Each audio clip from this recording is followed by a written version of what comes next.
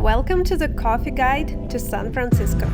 Today, we're checking out 16 different coffee spots on a mission to find the best one for working, the coziest hideaway, the top-tier roaster, and of course, the ultimate cup for true coffee lovers.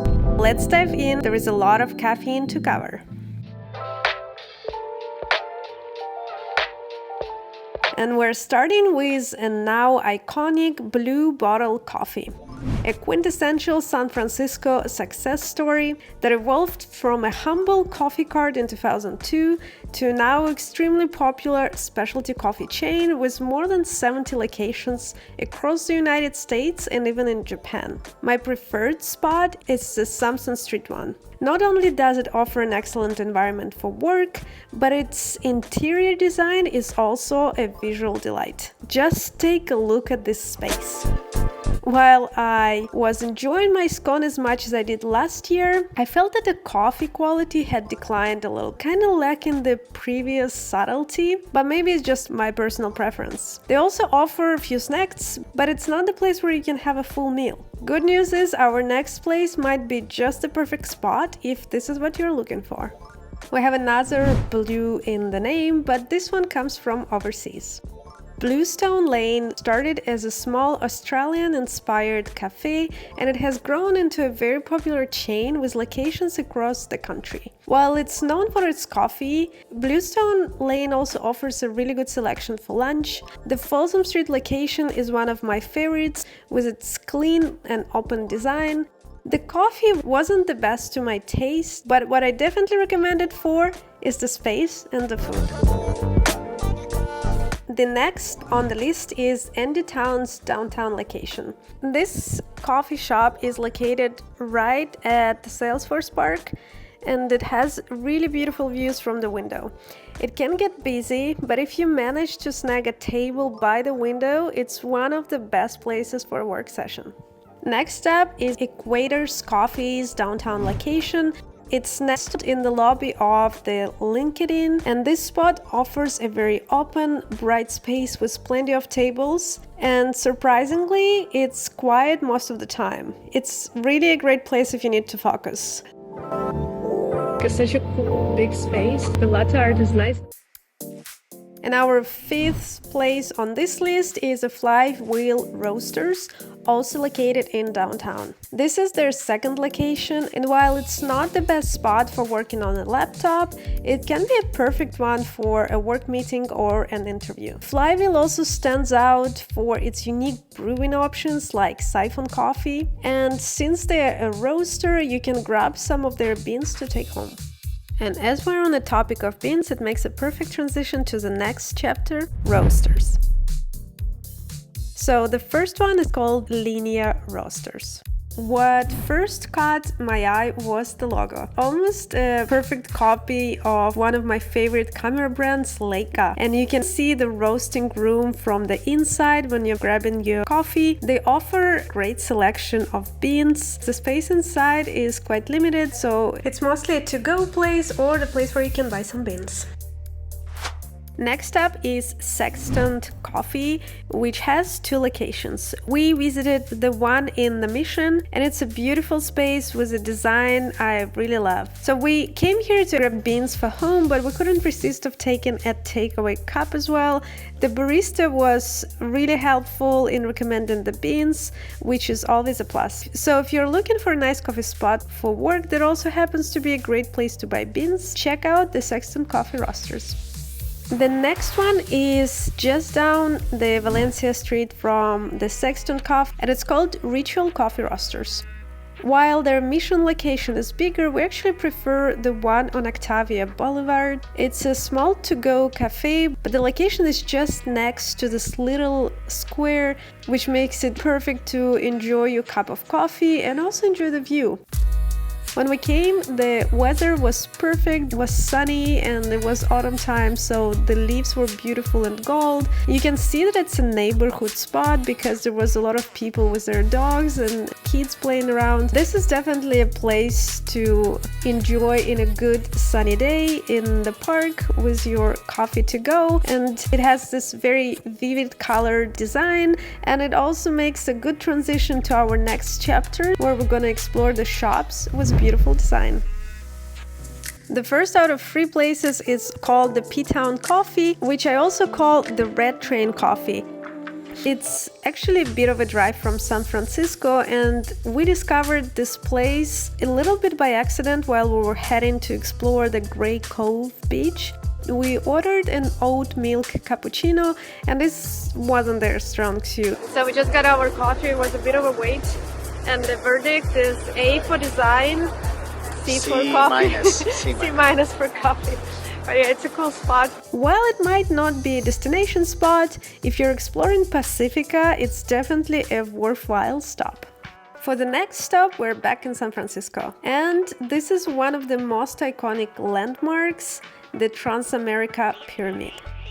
So this coffee spot is actually inside of the building, which was recently renovated and reopened. The upper floors are offices, but the lobby is open to the public, and that's where you'll find this little hidden gem. This is so cool. Since it's not very well known, it's a great spot for work. It's cozy, open, and has a really nice, relaxed feel. The place was under renovation for a while, and it recently reopened a museum on the opposite side, and it's just a really nice place. Our third and the last spot in this chapter is just a short walk from the Transamerica Pyramid. It's down one of my favorite streets in the city.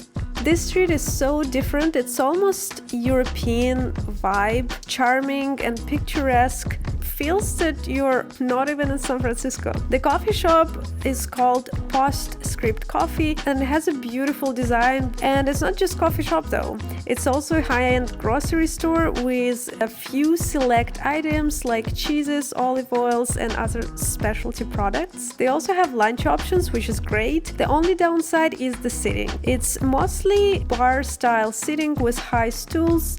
While it's a perfect spot for great coffee and food, it's probably not the place for a full workday.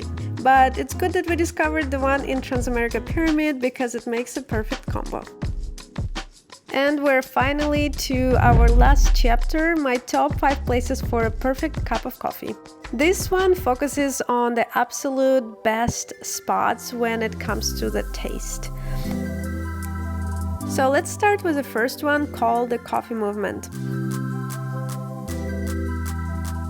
This place is located next to the Cable Car Museum, which is a great spot for some discoveries of historic side of San Francisco. And this is also the street where the iconic cable cars drive by. You can enjoy the view with the perfect cup. And while this place doesn't have a lot of seating inside, they have this lovely terrace outside where you can enjoy your cup, or you can grab it to go and explore the area nearby.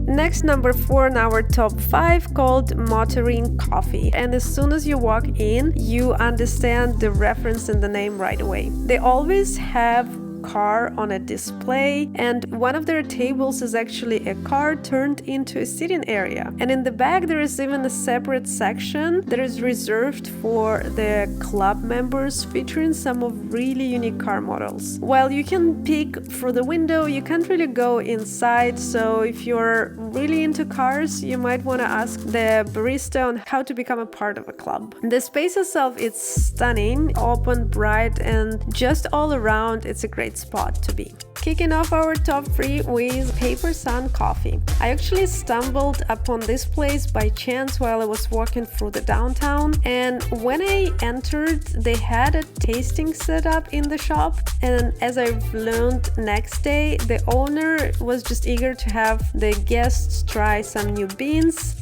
And let me tell you, they were like nothing I've tried before. These beans had almost a tea-like flavors that were really unique. They also were very accommodating and offered me to make a latte with the bean I like the most. Not only it's a great place for a perfect cup of coffee, it's also a great spot to get some work done. It's in a building with these big windows that lets a lot of light in and creates a perfect atmosphere for a productive session. Plus, it's not too busy, so you can actually focus. Number 2 on the list is Saint Frank Coffee, and it's also a great combo of a work-friendly spot and the excellent coffee. The Folsom Street location is bright, spacious, and beautifully designed. They offer a really good selection of beans, and I've tried their flight set, which I definitely recommend. This is an offer that includes 4 different drinks, and barista is here to explain. Hot filter, ice filter, and then you're getting a taste of the single origin espresso, and then the Burundi with a little bit of milk in it as a top. All of them were really delicious. The only thing I've realized is I should have tried it earlier in the day, or at least had some food with it. But don't worry, you can find a perfect salty fix in our next spot. And the last but definitely not the least is my personal favorite, The Mill. This is a place that quickly became my favorite coffee spot in the city. And while coffee is great, the thing that this place is famous for is their delicious bread and the toasts they make with it. It's extremely popular, but it's definitely for a reason. It's one of our top spots on the San Francisco brunch list, and this is a list we covered in the previous episode. So if you're looking to know more about the best brunch places in the city, make sure to check it out next. Thank you for watching, and I will see you in the next episode.